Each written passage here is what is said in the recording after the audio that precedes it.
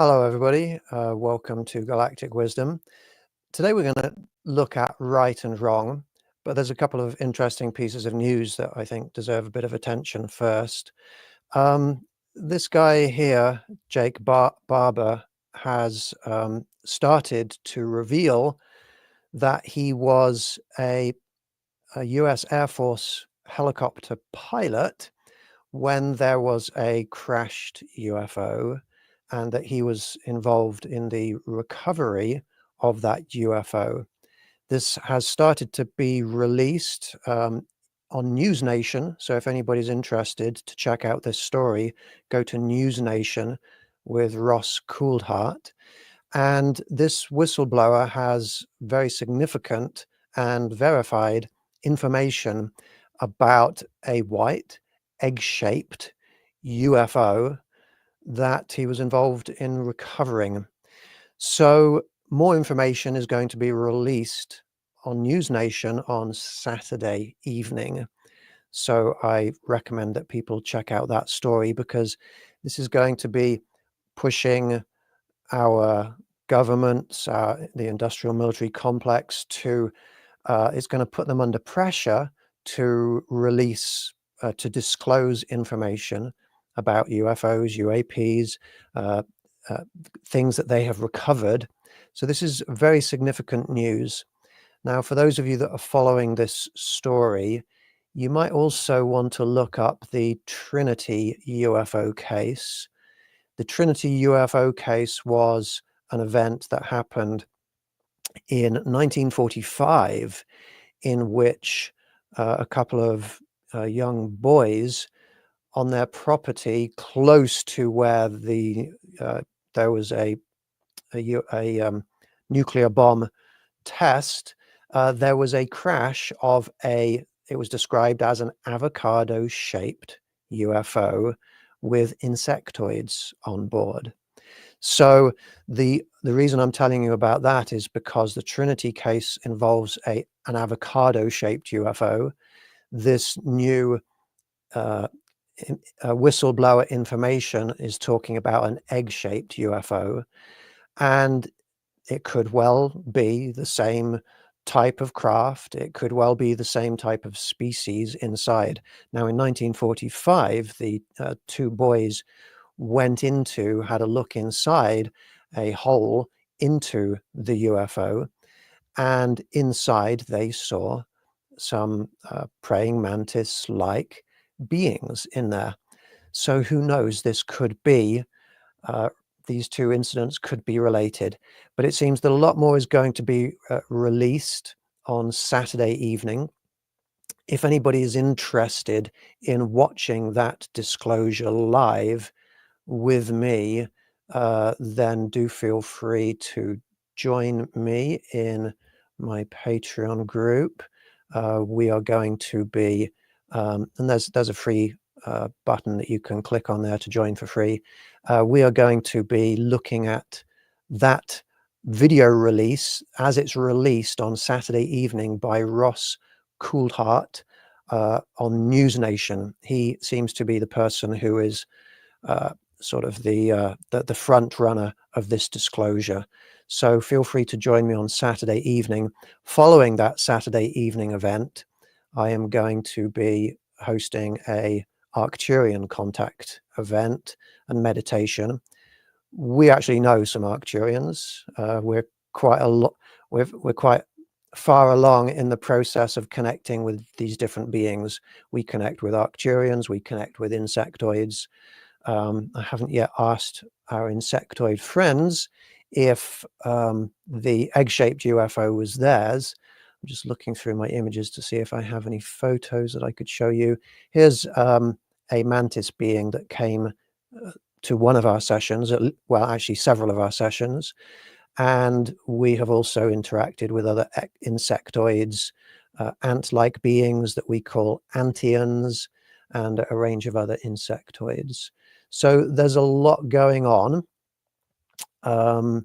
Saturday, and I invite you to join us. And at the end of this show, I will give you the website again if you would like to join us on Saturday. Also, before I start talking about right and wrong, I'm going to share with you a short video clip of an experience that I had in the summer of 2024. I went to a haunted building and I stayed overnight alone in this haunted building. And this is the room where I stayed.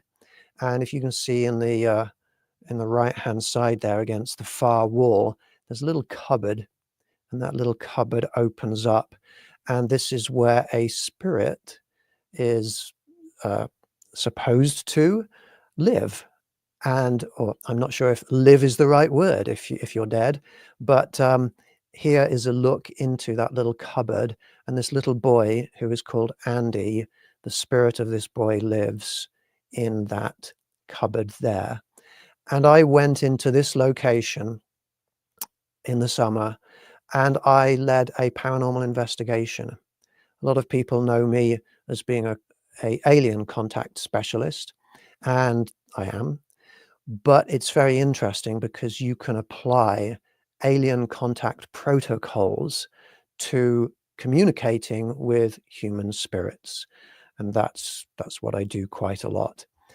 I'm going to talk briefly about that before I go into our main subject of today, right and wrong.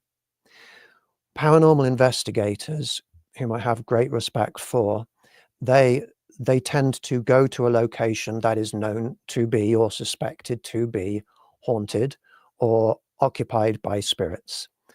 And they take with them technology, electric, magnetic field meters to try to record using technology any evidence of there being paranormal investigations there. They go in there with night vision cameras or thermal imaging cameras with a range of, like spirit boxes, a range of technological devices to try to record something. And that is the way that they tend to approach paranormal investigations. And they do that because they have a suspicion, they have evidence that there is some activity there. So they go in there with the technology to record that activity. As an alien contact specialist, I don't always have the luxury. I usually don't have the luxury of being able to go to a location where I have confirmed the confirmed presence of advanced non-human entities. Usually, I have to astrally project to them. So I astrally project to them with a team of astral projectors, remote viewers, remote communicators. We astrally project to them, and that could be off planet, that could be the moon, that could be another country, that could be an extra dimensional space, it could be inside a mountain. We're not typically able to go there in person to take technology with us. So we rely on psychic perceptions, remote viewing. Remote viewing is something that's been demonstrated and used officially by the CIA, and now it's common knowledge that remote viewing is a psychic ability that we have. That's what I do. So when I went in to this haunted building to do a paranormal investigation, I did take in lots of technology, and later in the evening I used it, but I started off by leading the paranormal investigation team who had never done an alien contact event. I started off by leading them in a meditation in which we connected spiritually in our minds, psychically, with the spirits that occupy this haunted building. And so we sat up in this upstairs bedroom where Andy, a small boy, is supposed to exist. And I started leading a meditation where, before we used any technology, we tried talking to Andy and seeing if anything would come into our minds, seeing if we could perceive anything. And we started off by really trying to connect with Andy on the level of, this is a young boy. So we had some storybooks, and we invited Andy to come and join us and sit with us in a circle, and we read some stories to Andy, and we really sort of tried to connect with him as a person first. And this is another of my procedures, my methodologies for connecting with any beings.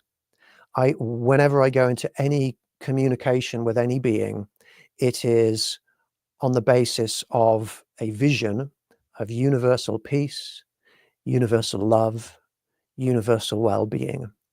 It's completely non-discriminatory. There's no judgment involved. We go in there, we fill our hearts with peace, with love, and with an invitation of friendship. And that works well when you're connecting. I mean, it often works well when you're connecting with humans. It definitely works very well when we're connecting with non-human intelligences, because basically what they're waiting for is us to be peaceful and friendly and kind to everybody. When we can be kind and peaceful and friendly to all humans, then they're going to be able to come in and reveal themselves to the whole of humanity and invite us into their communities, because then they will know that we'll be peaceful with them. So we started off with in this way, and I'm going to show you it's just a very short video clip in which I asked Andy a question, and the paranormal investigators who had never done a meditation like this before were shocked when three of them received almost exactly the same answer when they picked up on it. So here we go, just a short video clip. Hey Andy, I feel privileged to meet you. So nice to meet you. Can you tell me, Andy, do you know what year you were born in? 1963. I got 1962. You got 1963, you got 1962? I got 63. 1963. That's crazy. That's pretty crazy. Great. So, let's see, why isn't that video clip going away? Oh, is that still a photo? Sorry, I still have a photo up. Sorry for the delay. I will remove that now. There we go. So in that short video clip, what happened was I asked Andy, in which year were you born? And three of the people in that group two of them heard 1963, one of them heard 1962. That is an example, because that could have been any year at all that they could have heard, but that's an example of us communicating, human beings communicating with spirits astrally or spiritually without the use of technology. There were a number of other cool experiences that evening, and maybe I'll talk about those experiences another time. Today, we are going to talk about the subject of right and wrong. And this is kind of following on from what I talked about last week. What I talked about last week was good and bad. And I'm going to recap just for a couple of minutes on good and bad, just to help people maybe who didn't watch us last week. First of all, I want people to understand, I consider morality to be subjective. I'm a space scientist. I understand how to objectively determine reality, but I can't objectively determine morality. It's a matter of opinion, at least that's what I think. So with that being said, I want people to understand that I consider a lot of what I'm saying in this meeting, in this podcast, to be subjective. I don't consider what I'm saying to be true. I don't consider myself to be right. I just want to put that up front. And it's okay for you to disagree, because a lot of what I'm going to say is opinion-based. A lot of what I'm going to say as well depends on our definitions of words, but I'm trying to use definitions that work for what human beings typically use these words for. When we ask the question, is that person over there, or is that action that person is doing, is it good or is it bad? It helps to add on to that question, well, good for who? Bad for who? And this is what I talked about last week. And I'm going to give one example right now that I gave last week in order to illustrate that point. If there were a mountain lion that catches and kills and eats a deer, we could ask the question, well, was that action good or bad? But it's not that simple. We have to ask the question, well, is it good for who? Is it bad for who? Is it good for the mountain lion and the mountain lion's cubs? Yes, it's good for them. Is it good for the deer and the deer's fawns? Clearly not. So in one action, in one situation, an action is both good and bad, depending on who you are. So in this way, if we were to analyze our own actions in our lives, things that we do, it's very common for things that we do to be good for one or more people, or one or more conscious beings, and bad for one or more conscious beings, both good and bad at the same time. Now, of course, one of the biggest problems that this planet faces is that a lot of people choose to do what is good for them as individuals, regardless of how bad it is for others. If we want to strive to ascend, then it helps to consider the idea that an absolutely good action is one in which no harm is done to anybody. An absolutely good action is one that is good for everybody. And I encourage all of you to strive to be as close to absolutely good as you can get. Now, it's actually very hard to do anything that's absolutely good. If you were to smile at somebody, that probably is absolutely good because it's not causing harm to anybody, unless maybe the person doesn't like you, in which case it may harm them emotionally to know that you're happy or smiling. But we can strive to be as good as possible, but it's hard. But there is the concept of right and wrong are different to good and bad. They're more practical. And I'm going to talk about that now. As I've said, sometimes harming others is unavoidable. Whenever we walk across some grass, we harm insects, arachnids, and worms that live in the grass and in the ground underneath. We're not trying to be a bad person, but it can cause harm to others.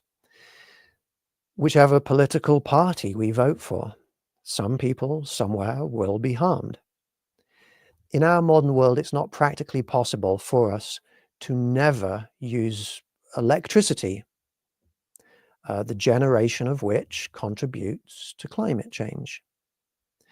Sometimes all we need to do to harm somebody who doesn't like us is just to keep on breathing. So being absolutely good is challenging. It can be quite hard. But it is always possible for us to choose to do what is right. Right and wrong are all about what we should do and what we shouldn't do, how we should and how we shouldn't act. Most actions, as I've said, are both good and bad. Good for some beings and bad for others. However, any action that you take can be just right. Or, if you make the wrong decision, just wrong. Now, it does depend on how you define right, and I'm going to come to that in a little bit.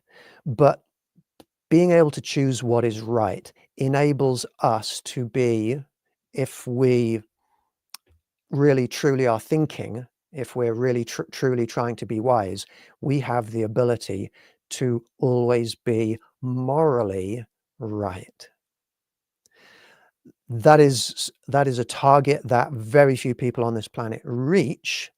What tends to happen is people tend to do what feels right to them, and what feels right to humans is often immoral. It doesn't feel immoral, but it is. And we live in a world in which human beings tend to do what feels right to them, and it results in wars and chaos and terrible arguments and conflicts. In order to actually be morally right, we have to learn stuff. We have to use our advanced intellect in comparison with other animals on this planet in order to truly understand morality. And that's something that I try to help. That's something I try to ask questions about in a way that it may give insight to people on this subject matter. Morally right is, we can define it as, acting in the most moral way that's practically possible. Last week I talked about practically possible. If we don't insert practically possible in there, then there are unreasonable expectations on us being right all the time or good all the time. For example, we need to sleep. It's not practically possible for us to stay awake all through the night, doing good, trying to help others.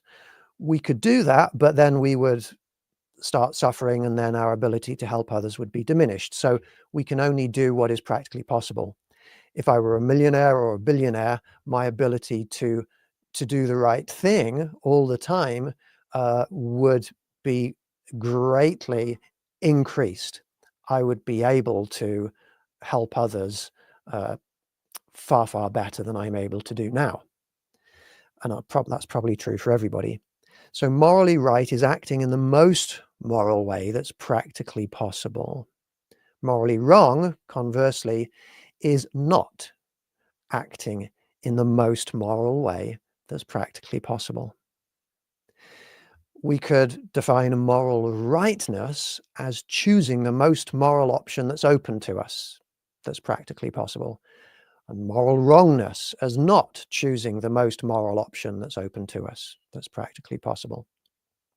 So the concept of moral rightness allows us to be right even when our actions are not good for everyone. So this starts to get to the level where, okay, we're in order to be moral, we're actually having to think a little bit about this. And I'm going to come back to this example. It's a controversial example, but I'm not going to be controversial because I'm not going to take sides. In this example, have you ever voted in an election in which you know that neither of the candidates' policies are absolutely good? Well, clearly, no politician's policies are absolutely good for everyone. No matter what policies a politician has, they're going to not be good for some people who disagree with those policies. But if we're forced to vote for this person here who's going to cause some harm, this person here who's going to cause some harm, how do we do what is right?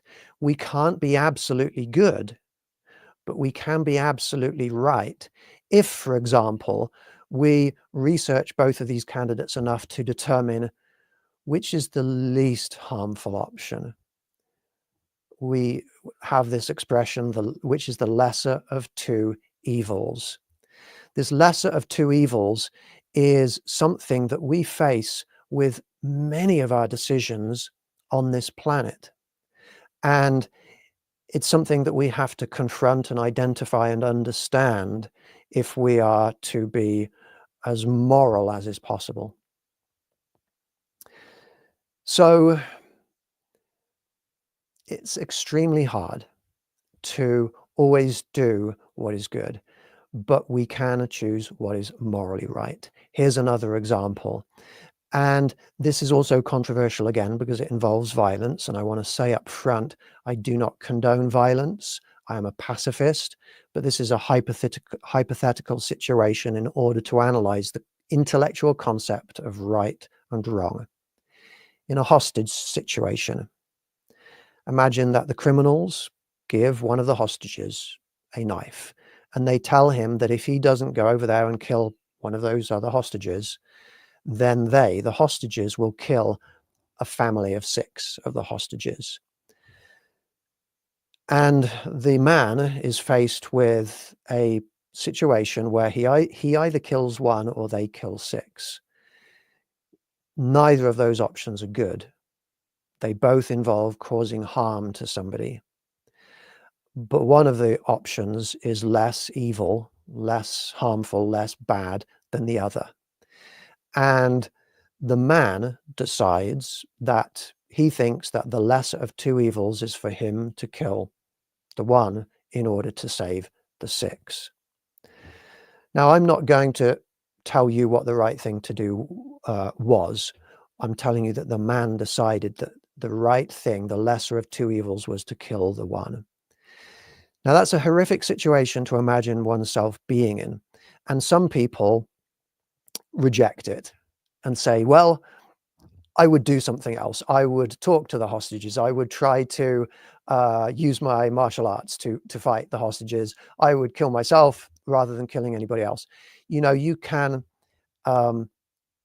argue things like that, but it goes against, it's not recognizing the hypothetical situation for what it is, for what could be real. And in our lives, we, on a regular basis, are faced with these decisions of the lesser of 2 evils. Let's say you want to get in your car in order to drive some medical supplies to some people who have been injured in some wildfires close to you. You are trying to do something good, but you know that when you walk across the grass to get to your car, you walk across your front yard, you're going to kill some insects along the way. So already you're not being absolutely good. And then you're going to get in a car and you can't afford to buy an electric vehicle, so it's an old gas or petrol burning vehicle, and you're contributing to climate change by driving these medical supplies somewhere. Again, you're causing some level of harm in the process of trying to help others. This is an example where being absolutely good is not possible in this situation. But you can do the right thing. You can make it your own personal evaluation. What is the right thing to do? And in this case, maybe it would be the lesser of 2 evils. And the lesser of 2 evils is, you've got people suffering who have been burned in a wildfire. Go and help them. Okay? We can worry about the other things another time. Go and help the people who have been injured. And the firefighters, probably not consciously, but the firefighters who were recently helping to stop the fires in LA, whether they were conscious of that or not, they faced that decision. And they chose to go and help people. They did what they felt was the right thing. The best that any of us can do in this world is to do what we feel is right. It is subjective. So going around judging other people is not helpful. And going around judging other people and certainly inflicting harm upon others because what we've judged what they're doing to be wrong, that's unascended, that's unwise, and you're causing harm, and you're forever causing harm to that person or people in that time. That's not good. We can do better than that. So this is the subject of right and wrong. I'm going to look at 1 or 2 other examples, and I'm continuing with this idea of the lesser of 2 evils. Ultimately, what I have done, my end point in all of this, the intellectual end point certainly, is to come up with a set of moral advisements that could, if people want to listen to them, could help people to live their lives in a way that is as moral as is possible, causing at least the least amount of harm as is possible. When you look at moral advisements that already exist, like the 10 Commandments, a lot of laws, which are essentially advisements about what you should and shouldn't do. A lot of the time, it's easiest, and people have recognized this in the past, it's easiest to tell people what you shouldn't do. You should not do this.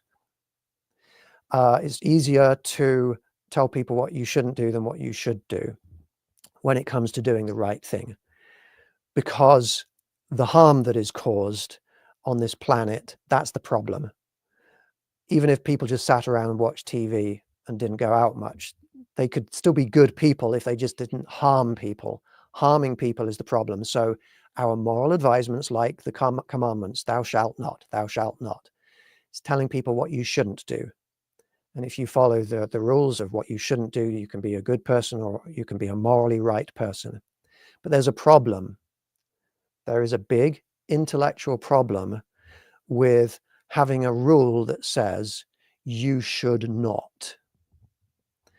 And the problem with that rule is that no matter how bad the thing is that you're saying you shouldn't do, like kill a person, for example, there could be a hypothetical and real situation in which that could be the lesser of two evils. You can always have something worse than the thing that you're being told, no, don't do that. Like, don't steal. Okay, well, don't steal. That's a good rule, right? It's a law. You don't steal from others. You don't walk into a shop and you don't steal anything. But what happens if you're like a teenage boy that's living with a young sister? You're homeless on the street and your sister is starving, and there's no other, that you're either going to let your sister die or you're going to steal some food for her to keep her alive. It's hard to argue that you should let your sister die rather than steal. So there's always, no matter what you say you should not do, there's always something that is even worse. So actually putting together a set of advisements, commandments, rules, procedures, suggestions for what you shouldn't do is very, very hard. And you have to include within it intellectually thought out clauses and carefully worded sentence structures so that what you advise can always be right. This is complicated. It probably sounds like I'm a university lecturer trying to lecture about the philosophy of morality, and it's going over the heads of a lot of people. It's certainly something that a lot of people don't want to waste time thinking about. But we need to, because humanity at the moment is making too many bad decisions. Humanity at the moment is sliding into very dark and dangerous places. And that's what humanity is. So the people who are watching this show, both live and afterwards in the reruns, I commend you for listening to me. And I commend you for listening to me talking about something that's a little bit complicated. And it's such a good sign that you are listening to me and hopefully being open to the concepts that I'm talking about. We need to be able to use our brains and our hearts at the same time if we are going to ascend, if we are going to really solve some of the big problems in our world. So I'm going to talk about a couple of examples. Let's look at the moral advisement: never kill and eat animals. Whether you agree with that or not, let's take that as a hypothetical moral advisement. Never kill and eat animals. Well, if the only two choices open to you are letting 10 children starve to death or killing an animal to feed them with, then could it be that killing that animal, cooking the animal and feeding it to the children is the right thing to do? That's an example of going against a moral advisement in order to do something that you think is more right. And as I've said, you know, we could extend this to never kill anybody at all. But then we could say, well, if the options are to kill 10 children, or to, sorry, if the only options are to let 10 children be killed by a mass murderer, or to kill that mass murderer, to use reasonable force in taking down that mass murderer, then is it not the right thing to do to kill the mass murderer? Or if somebody's trying to kill you, to kill them before they kill you. There may be options where doing the lesser of two evils is the right thing to do. Now, again, I want to make it clear, I am a pacifist, and my biggest moral philosophy is put peace above everything else. Put peace above politics, put it above religion, put it above land, put it above nationalism, put it above everything. That's my personal way. So these violent situations I'm talking about, it's just an intellectual process to try to figure out what is the right thing to do in order to achieve the most peace in all situations. So I'm going to talk a little bit about one of the things that I've noticed in people is holding some people back, and that is the concept of empathy. Whether or not people agree with me, I know that I'm a very empathic person. When I was a small child, I remember I was just a toddler, and my dad was showing me in a bit of light, shard of light that's shining through our back garden, some little gnats flying around, little black insects, and he said, "Oh, clap to the insects, show them that you like their flying skills." And I clapped, and I saw that I had inadvertently killed or injured one or two of these little gnats in my hands, and I burst into tears because I had hurt living things. At school, on the school bus, I was a prefect, and I had to sort of keep a little bit of order on the bus. And a favorite thing of some of the people on the bus was to capture a crane fly. Some people call them daddy long legs. There's these long-legged flying, they look like giant mosquitoes, but they're completely harmless. They would take these crane flies, and while alive, they would pull off the legs and pull off the wings.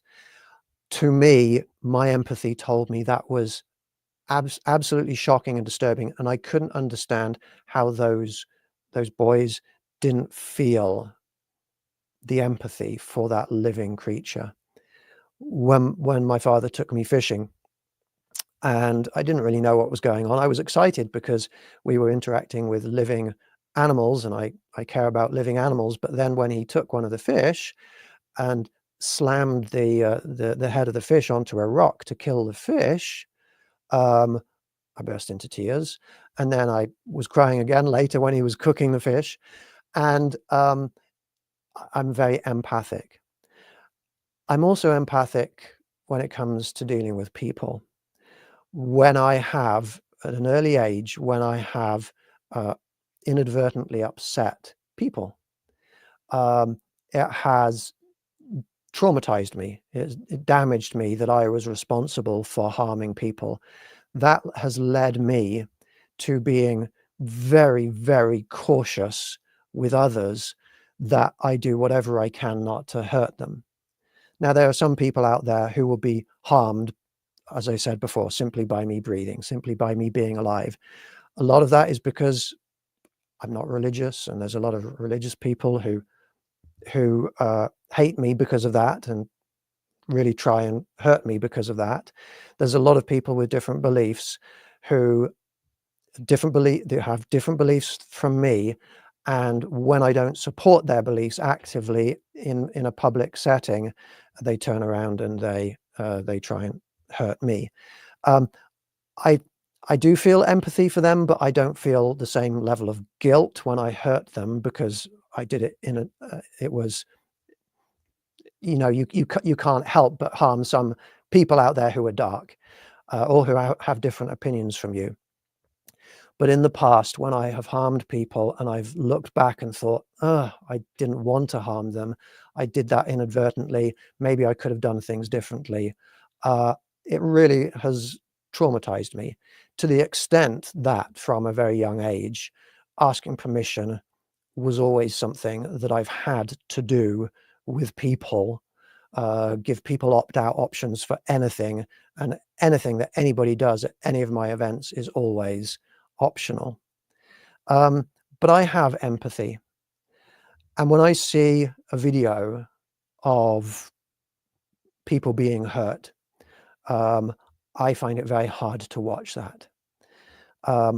When I was a child, right through my teens, I found it very hard to watch the news, because the news is so full of pain and suffering and humans causing pain and suffering to others, that I found it very hard to watch the news. I have appalling videos that pop up in my social media. I don't know why, because I hate them, of people getting into accidents. And it's like, stop it, show me the puppy videos, stop showing me people getting into accidents. I feel pain for them, I can't take it. But I've noticed that a lot of people laugh at those videos. They spread those videos. They like those videos. There is a great lack of empathy. It's hard for me to understand. It's hard for me to understand how anybody can knowingly harm anybody at all, including people who have been convicted of a crime.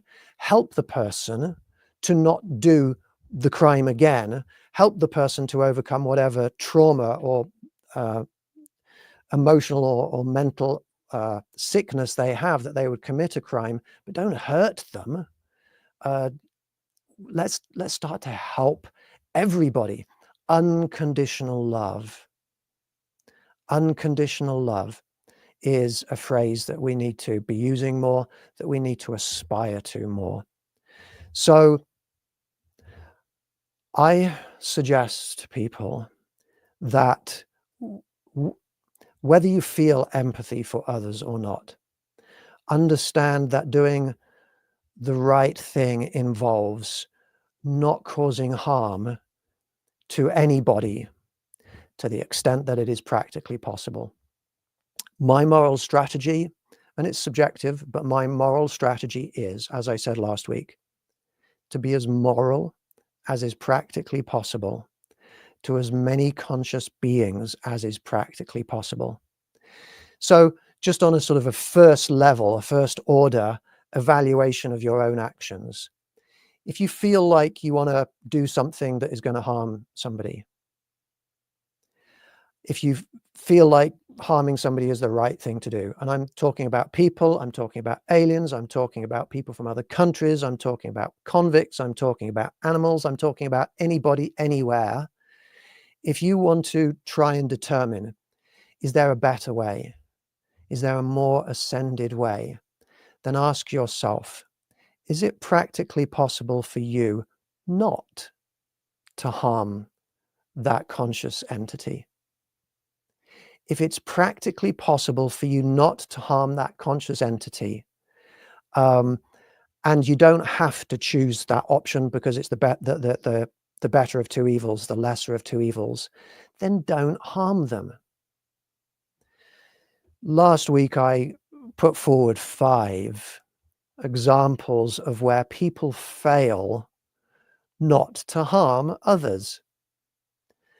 And I am going to, in the last 8 or 9 minutes of this broadcast, go through those 5 places where we can choose not to harm others if we want to, where it's practically possible not to harm others. And it's okay if you disagree with me, because this is subjective. Intellectually, objectively, I am correct in what I'm saying, in that you don't have to harm people or beings in these situations, but the morality side, the choice of right and wrong, that has to be up to you. And maybe you're right, maybe I'm wrong, but I'm going to put these 5 situations to you. And before I put the 5 situations to you again, I'm just going to let you know our alien friends have psychic links to each other, and when they connect with you, they have psychic links to you, and those psychic links to you include the ability to look into your mind and to look into your heart. They are empathic beyond feeling, beyond intellect. They are empathic in a spiritual way, in a psychic way. And when they feel anybody being harmed at all, any conscious beings being harmed at all, they feel that harm. They feel that pain like it's their own. And if we could, as people, as individuals, and as a species, feel the pain of others that we're causing harm to, like it actually hurt us, we would stop immediately. And we would absolutely try to do what is right all of the time. These alien entities that are out there, almost exclusively, are very caring and benevolent beings because they've reached that level of spiritual connectivity. So, the 5 things. When humans say, post, comment, or write bad things, critical things, insulting things about other people, it's very easy to find people in this world that are doing things that we don't like, but we don't have to publicly criticize them, shame them, cancel them, bring them down, or harm them. When we do that, there are more ascended ways. It's practically possible for us not to harm those people. Now, some of you, I'm sure, are listening to this thinking, oh, but I feel like we need to get back at them. We need to teach them. We need to punish them. We need justice. We need accountability. That's us being human. We need to be better than human. Think and feel. How can we help them in a way that we help ourselves, our societies, and them all? So I'm going to suggest never say anything bad about anybody. Now, if you have a close friend, it can be psychologically valuable to vent. Say bad things about each other. Say bad things about people in private, because you're not harming anybody that way. But you're helping yourself psychologically. Oh, this happened. I need to vent about it. That's okay. But don't vent about it on social media. The second way, and I've already said this, but when humans punish, get revenge, or get justice on people whom they think deserve it, it's practically possible not to do that. And our ability to judge others is appalling. Look at the history books. Look at our history books. We're the same species making the same bad decisions for reasons that are appalling. We don't need to be doing that. 3, this is a hard one for people to face, and I understand if people can't get on board with this, but think about it, because the most suffering, the most pain that's going on this planet is being caused by humans to the animals that we consume and that we use for dairy as well, meat and dairy. We could then ask ourselves, is it practically possible not to eat them? If you're surviving in the wilderness and there's no other food sources, maybe it's not practically possible for you not to kill them. Maybe it's the right thing for you to do to save your family by killing that rabbit over there and cooking it and eating it. But most of us, and most people, probably all of the people listening to this podcast have the ability to walk into a food store and have multiple options that enable it to be not just practically possible not to eat meat and dairy, but to be healthier, to not eat meat and dairy, healthier for you, healthier for the planet. There's another thing to consider. I started off eating lots of meat, and when I started to move slowly over 2 or 3 years towards vegetarianism, I just decided I'm going to do it once a week. I'm going to go to my local store. I'm going to check out some of those Impossible burgers. I'm going to check out some of those fake chicken nuggets and fake fish things. I'm going to try them. And some of them were vile, but some of them tasted really good. And I ended up wanting to eat them more than some of the other foods. The fourth way: when humans vote for political parties or politicians whose policies harm others. And we're all around this planet where we're getting into dangerous territory with the people that we're voting into power. Now, this is hard because a lot of people just don't have the information. A lot of people, there's so much disinformation out there that it's hard to know who is a better person, who is a better politician, who has policies that are more morally right than others. The only thing I can suggest is listen to both sides of the story. Watch both news stations. Try and have a more rounded view or channels of evidence coming into you. The fifth section, the fifth area in which human beings can do better is when they harm others and they don't realize they're harming others. It's not they're bad people, they just don't know the truths. So I recommend learning. We can't be moral unless we learn, unless we keep learning about where the products come from that we buy, about what will happen if we choose certain policies over others, what our lifestyle choices mean, the impact that they have on others. I've pretty much run out of time, but I've pretty much said everything I want to say. This evening, in about 2 hours, I am going to be hosting a Galactic Council astral projection in my Patreon group. If anybody wants to join me in my Patreon group, that's what the website looks like. There's a join for free button in there. And if I quickly throw up here, that is the URL of my website. If you would like to keep learning outside of my podcasts, then please join us there. I'm going to remove that banner. I am going to, where's that media asset? There we go. I've removed that. I would like to thank everybody for watching. I wish you peace and love and well-being. Take care. Goodbye for now.